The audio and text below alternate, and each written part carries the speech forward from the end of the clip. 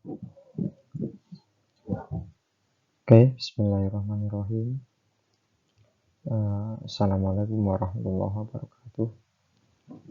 Selamat malam semuanya. Kita pada malam hari ini akan memulai pelajaran online kita dengan bahasan pertama kita, yakni interaksi antar ruang dan pengaruhnya. Sebelumnya perlu saya sampaikan bahwa kita ini masih berada di situasi pandemi, jadi saya mohon untuk semua anak-anak untuk selalu menjaga kesehatan, jangan lupa makan yang teratur, dan jangan lupa untuk pakai masker kalau bepergian. Oke.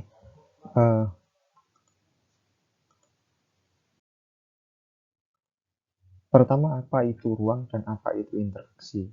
Jadi awal untuk pertama ini kita harus paham dulu apa itu ruang dan apa itu interaksi. Perlu kita ketahui bahwa ruang di sini bukan seperti ruang yang selayaknya kita tahu adalah ruangan di suatu gedung. Ruang di sini yang dimaksud adalah tempat di permukaan bumi yang digunakan oleh makhluk hidup untuk tinggal. Artinya, ruang ini mencakup daratan, lautan, udara, ataupun sampai bawah tanah tertentu pun, jikalau itu digunakan makhluk hidup untuk tinggal, maka di situ kita menyebut sebagai ruang. Jadi, saya ulangi lagi, ruang di sini bukan seperti ruang yang kita bayangkan selama ini ruangan seperti itu, tapi ruang adalah seluruh permukaan bumi yang digunakan makhluk hidup untuk tinggal. Oke, artinya batas ruang berupa semua hal yang mempengaruhi kehidupan di bumi. Baik hal-hal itu yang berupa biotik, mungkin semisal makhluk hidup, manusia, hewan, tumbuhan, ataupun abiotik seperti angin, batu, dan semuanya. Oke, jadi itulah ruang. Oke, kemudian ruang ini memiliki unsur alam, sosial, budaya, ekonomi, dan politik. Jadi karena ruang itu sangat luas, maka sudah sepatutnya ruang itu unsur-unsurnya beragam. Oke, ya kita lanjut. Ruang ini berkaitan dengan konsep mengenai tempat, lokasi, dan pembagian ruang. Jadi pada malam hari ini kita tidak akan membahas lebih jauh mengenai ketiganya. Mungkin saya tambahi saja sedikit bahwa tempat itu bagian dari ruang, tapi dengan lingkup yang lebih kecil. Jadi dia punya karakteristik dan batas-batas tertentu yang mana manusia mampu menjangkaunya. Kalau lokasi itu posisi sesuatu di antara ruang. Kemudian kalau pembagian ruang itu berkaitan dengan karakteristik atau penampakan tertentu yang berada di suatu ruang. Oke, itu sekedar tambahan ya. Oke, kemudian setelah kita tahu tentang ruang, kemudian apa itu interaksi?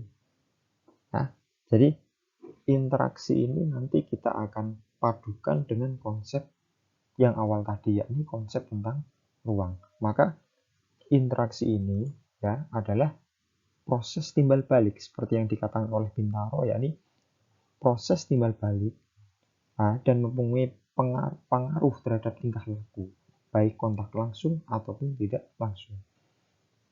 Jadi kalau kita perhatikan sendiri, interaksi itu inter dan aksi. Inter itu artinya ada saling, ya. Jadi ada saling timbal balik, aksi itu berbuat. Jadi dikatakan ada interaksi itu ketika ada tindakan, kemudian dari lawan memberikan feedback kembali. Jadi semisal yang sering saya katakan di ruang kelas bahwa katakanlah kita sedang mengirimkan pesan WA kepada seseorang. Ketika centang 1 belum bisa dikatakan sebagai interaksi, centang 2 masih belum, bahkan centang biru pun itu juga belum. Tapi ketika orang yang kita WA sudah membalas, maka di situ terjadilah yang namanya interaksi. Jadi interaksi itu memerlukan adanya dua pihak. Tidak bisa interaksi itu hanya dilakukan oleh satu orang. Oke. Itu interaksi. Oke, kemudian lanjut. Interaksi ini dapat terbagi atau mungkin ada beberapa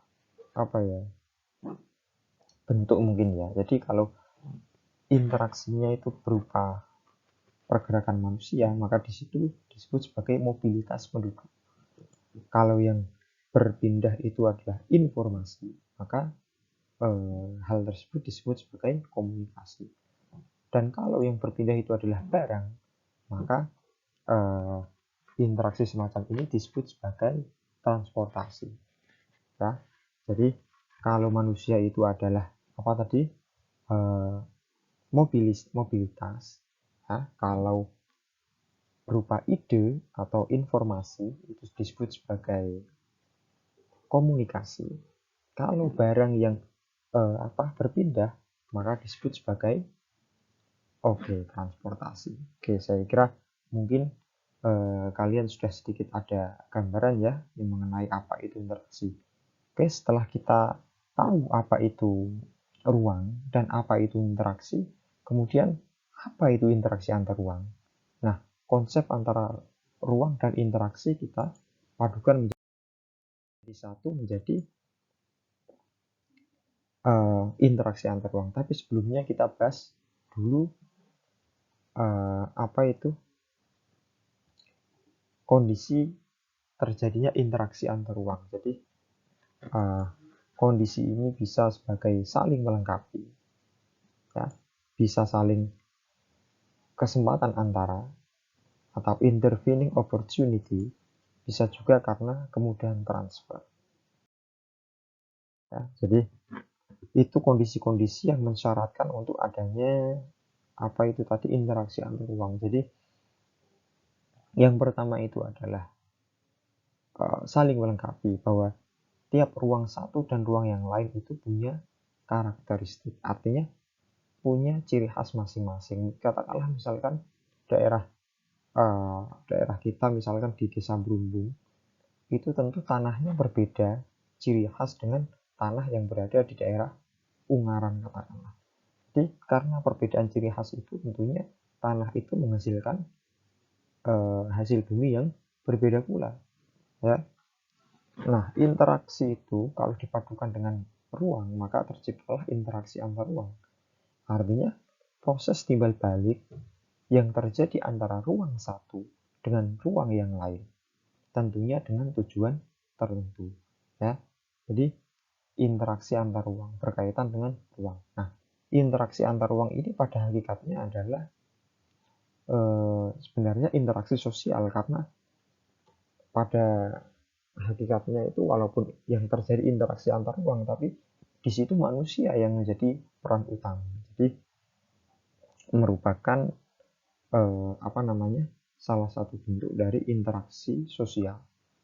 Jadi itu mungkin gambaran sedikit tentang interaksi antar ruang. Jadi konsep antara ruang dan interaksi dipadukan menjadi satu, maka terciptalah konsep interaksi antar ruang.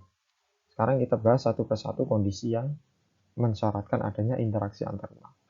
Yang pertama mungkin saling melengkapi atau complementary. Nah, kondisi ini terjadi jika beberapa wilayah yang berbeda komoditas. Jadi kalau di kelas saya itu sering menggambarkan ada 3 ruang, laut, darat, dan pegunungan. Tentu laut itu berbeda penghasilan dengan darat atau dataran rendah mungkin. Jadi berbeda pula dengan pegunungan atau dataran tinggi. Nah, dari 3 ruang itu ya dengan hasil yang berbeda-beda, maka antara ruang satu dengan ruang yang lain dituntut adanya saling interaksi, karena mau tidak mau hasil mereka berbeda.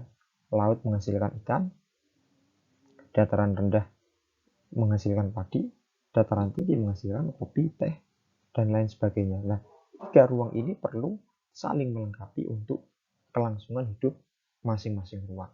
Nah, itulah saling melengkapi. Nah, jadi tiap daerah mengalami kelebihan atau surplus komoditas.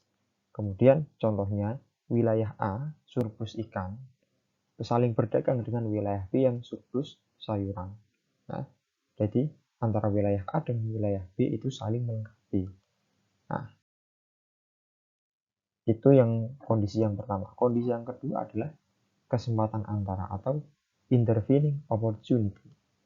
Nah, kesempatan antara ini terjadi jika ada alternatif yang lebih baik sebagai tempat asal atau tempat tujuan.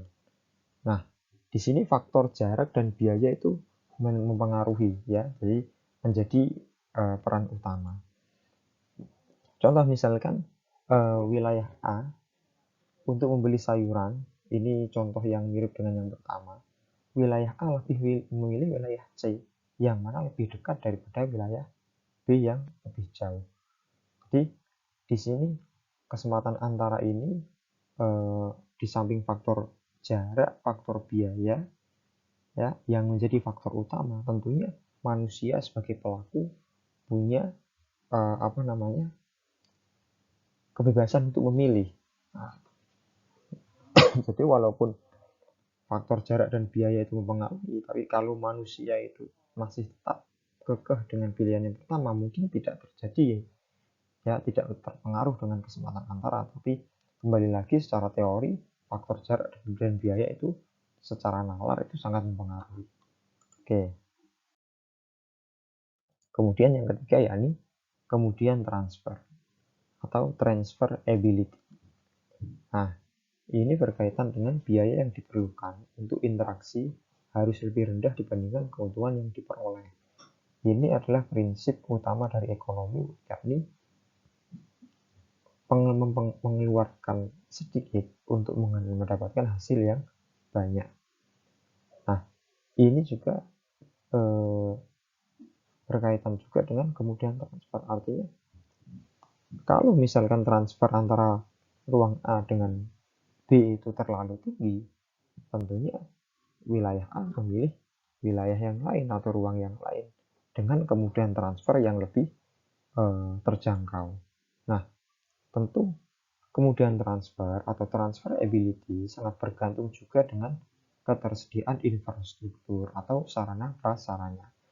Nah, jadi kalau sarana prasarana yang digunakan itu ada, tentunya kemudian transfer itu tentu ada. Jadi nggak mungkin kita berbicara tentang transfer ability kalau memang sarana prasarana nggak ada, kan seperti itu. Oke, kemudian mungkin ini slide yang terakhir. Jadi